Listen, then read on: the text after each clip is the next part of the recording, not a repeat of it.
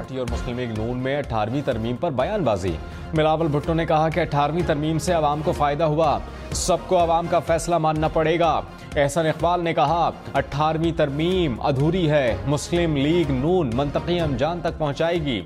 विफाक से इख्तियार सूबों को मुंतकिल हुए। अरे भाई ये अमेंडमेंट क्या होता है? चलो दोस्तों से पूछता हूँ, अपने दोस्तों से पता करता हूँ ये क्या है। भाई ये अमेंडमेंट क्या होता है? मैंने खबर में सुना है लेकिन मुझे पता नहीं ये क्या होता है। यार अली अदर किन फालतू चीजों में पड़ गए, कुछ भी नहीं होता अमेंडमेंट, कोई चीज नहीं है, फालतू है, छोड़ो इसे। यार अमेंडमेंट के बारे में मुझे पता है, उर्दू में इसका मतलब होता है तरमीम, और इसके ज़्यादा इन्फॉर्मेशन मेरे एक दोस्त के पास है, उसके पास चलते हैं अमेंडमेंट के बारे में। चलो चलते हैं, पता कर लेते हैं।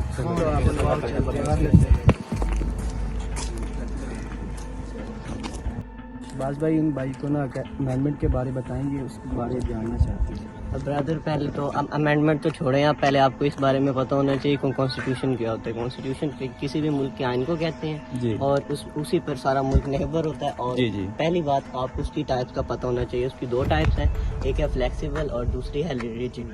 रिजिड उसे कहते हैं जो आसानी से भी किसी भी मुल्क में राइज नहीं होती, और जो फ्लेक्सिबल होते हैं वो उन आइन को कहते हैं जो किसी भी मुल्क में आसानी से मतलब कि जिस तरह आप कह सकते हैं वो अमेंड हो सकते हैं। ब्रदर ये ना भाई अमेंडमेंट के बारे में कुछ डिटेल लेना चाहते हैं, आपके पास कोई ऐसा बंदा जो इस बारे में जानता हो? ये एक लड़का है,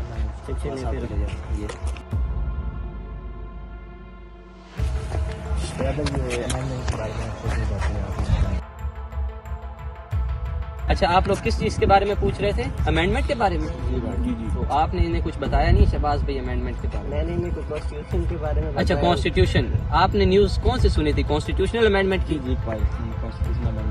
जी।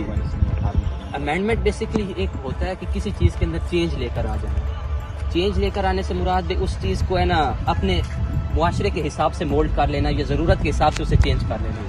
कॉन्स्टिट्यूशन का आपको बताया होगा शहबाज भाई ने कि कॉन्स्टिट्यूशन होती है जिसके ऊपर मुल्क चलता है। जी जी भाई। तो अभी कॉन्स्टिट्यूशन मुल्क चलता है, मुल्क चलाते हुए बेसिक जगह के ऊपर हमें है ना चीज़ों को मोल्ड करना पड़ता है, अपने हिसाब किताब से चेंज करना पड़ता है। तो इस प्रोसेस को हम बोलते हैं अमेंडमेंट। अमेंडमेंट देखें दो तरह की हो जाती है, एक होती है फॉर्मल अमेंडमेंट और दूसरी होती है इनफॉर्मल अमेंडमेंट। तो हमारे जो मुल्क में हो रही है वो हो रही है फॉर्मल अमेंडमेंट जो कि ऑफिशियल लेवल के ऊपर होती है। उसके बाद शहबाज भाई रिजिड अमेंडमेंट और फ्लेक्सिबल अमेंडमेंट का आपने इन्हें बताया होगा ज़रूर।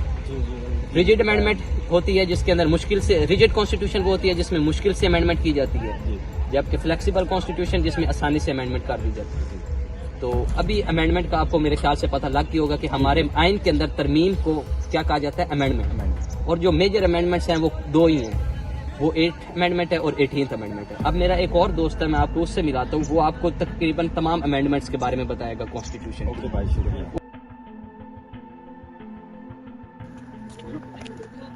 यार सारे आप मेरी बात सुनो, कॉन्स्टिट्यूशन की ना जाने में ज़्यादा की जरूरत नहीं है, उसके बारे में ज़्यादा डिटेल करने की, क्योंकि हमारे मुल्क में कॉन्स्टिट्यूशन को फॉलो करता नहीं है। उसके बारे में ज़्यादा डिटेल में नहीं रखते। Constitution most violated document in our country. But ठीक है भाई,